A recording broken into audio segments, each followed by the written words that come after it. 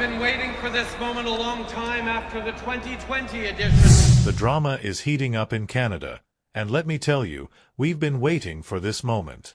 After years of carefully curated photo ops and charisma overload, Justin Trudeau's polished persona is finally starting to unravel. This week alone, the Prime Minister faced the kind of backlash most leaders wouldn't survive.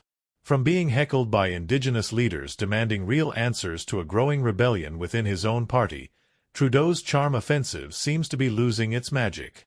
Oh, and let's not forget his controversial gun control policies. They've sparked outrage across the country. It's as if Trudeau is living in his own little world, smiling for the cameras while Canadians are seething. The latest move?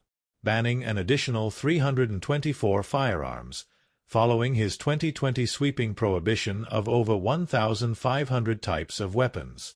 His government claims it's about reducing gun violence, but critics see it as another empty gesture. Responsible gun owners are fuming, and rightfully so.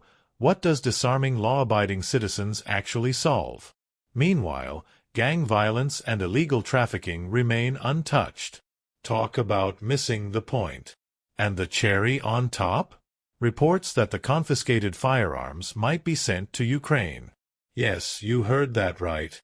Canadians are watching their government prioritize foreign aid over domestic safety. Trudeau's tone-deaf decisions are leaving many wondering if he even understands the frustrations of the average citizen anymore. But it's not just gun owners who are fed up. Indigenous leaders are growing increasingly vocal about Trudeau's hollow promises. At a recent summit, the Prime Minister had the audacity to walk away mid-discussion, leaving an Indigenous chief to publicly call him out. "Don't walk away from us." Can you believe it? After nearly a decade in power, Trudeau's record on issues like clean drinking water and Indigenous housing remains abysmal. For someone who loves to champion reconciliation, his actions tell a much different story. Back in Parliament, the whispers of dissent within Trudeau's own party are getting louder. Senior Liberal MPs are reportedly fed up with his heavy-handed leadership style. Some are even hinting that Foreign Affairs Minister Chrystia Freeland is quietly positioning herself as his successor. She's been giving high-profile interviews that feel more like campaign speeches than updates. Is a leadership coup brewing? The intrigue is palpable. Adding to the political soap opera, NDP leader Jagmeet Singh is trying to carve out his own spotlight. Singh has been pushing for a permanent expansion of the GST rebate to include essentials like heating and internet. Sounds good, right? Except his close alliance with Trudeau's Liberals makes him look more like a political opportunist than a genuine advocate for working-class Canadians. Critics are quick to point out his flashy lifestyle, a Maserati in the driveway, really, as they question his commitment to everyday struggles. Meanwhile, Conservative leader Pierre Poilievre is wasting no time piling on the pressure. He's called Trudeau out for everything from skyrocketing inflation to unaffordable housing. And let's face it, Trudeau's handling of the immigration and housing crisis hasn't done him any favors. A recent report debunked the Prime Minister's claim that immigration would solve the housing shortage. Instead, it's exacerbating it. Poilievre is painting himself as the pragmatic, results-driven alternative, and Canadians seem to be listening. The political stakes are climbing higher with whispers of a no-confidence vote. While Singh and the NDP continue to prop up Trudeau's floundering government, the future feels anything but secure. For Trudeau, the clock is ticking. His leadership has become a masterclass in saying all the right things while doing very little. Canadians are growing tired of the optics, the hashtags, and the empty promises. At this point, the question isn't if Trudeau's government will fall, it's when. Whether Freeland steps in, Singh shifts his loyalties, or Poilievre claims the throne, one thing is certain. Canada is on the cusp of major political change. And honestly, it couldn't come soon enough. It's not just the political sphere where Trudeau is losing his grip. He's also losing the trust of ordinary Canadians who once bought into his promises of progress and unity. The very charm that catapulted him to power now feels hollow, like a politician trying to coast on charisma while the cracks in his leadership grow too large to ignore. 4 years, Trudeau painted himself as a champion of climate action, diversity, and inclusion, but his inability to deliver on those fronts has eroded his credibility. Take his climate policies, for instance.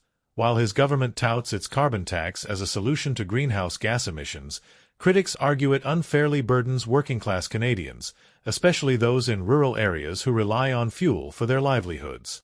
The recent rise in energy prices has only deepened the resentment, leaving many wondering if the government's climate agenda is just another cash grab disguised as progress. And let's not forget the housing crisis, a debacle that underscores his failure to address affordability for everyday Canadians. The dream of homeownership is slipping further out of reach for young families as prices soar and wages stagnate. Trudeau's government has announced plans to build more affordable housing, but the pace of development hasn't kept up with the growing demand. This shortfall has fueled criticism that his policies cater more to wealthy developers than struggling family. Even his international standing, a source of pride for Trudeau during his early years in office, has taken a hit. His strained relationships with key allies and mishandling of trade negotiations have left Canada looking increasingly isolated on the global stage. While Trudeau postures as a leader of progressive values, many countries view his government as more performative than productive. Meanwhile, opposition leaders are capitalizing on his vulnerabilities. Conservative leader Pierre Poilievre, in particular, has gained traction by presenting himself as a no-nonsense alternative to Trudeau's perceived elitism. Poilievre's sharp critiques of Trudeau's economic policies have resonated with Canadians frustrated by rising costs and stagnant wages. His promise to restore fiscal responsibility and prioritize Canadian interests has positioned him as a serious contender to challenge Trudeau's hold on power. The irony is that Trudeau's downfall is as much a result of his own missteps as it is the growing momentum of his rivals. His tendency to prioritize optics over outcomes has alienated not just conservatives but also the progressives who once formed the backbone of his support. As public discontent continues to rise, Trudeau faces the very real possibility of a leadership challenge from within his own party. Chrystia Freeland's rumored ambitions to succeed him have added fuel to the fire. While she remains publicly loyal, her actions, high-profile speeches, strategic alliances, and subtle distancing from Trudeau's policies suggest she's laying the groundwork for her own leadership bid. If Trudeau can't rally his party and the public behind him, it's only a matter of time before Freeland or another contender steps into the spotlight.